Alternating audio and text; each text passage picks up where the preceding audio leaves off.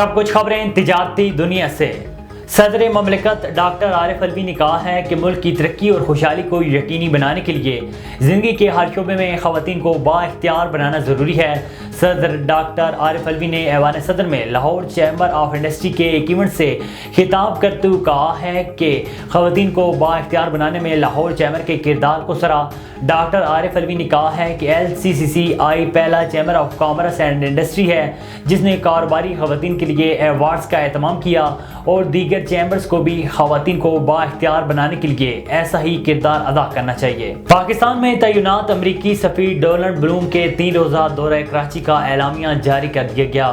امریکی سفارت خانے کے مطابق امریکی سفیر نے کراچی میں تجارتی اقتصادی شراکت داری کے عزم کا اعادہ کیا، تجارتی اقتصادی امور کو وسعت دینے اور کاروباری رہنماؤں کی نئی نسل کو بااختیار بنانے کے عزم کا اظہار کیا۔ ترجمان کے مطابق ڈونلڈ بلوم نے نجی شعبے اور دونوں ممالک کے درمیان تجارت اور سرمایہ کاری بڑھانے پر زور دیا۔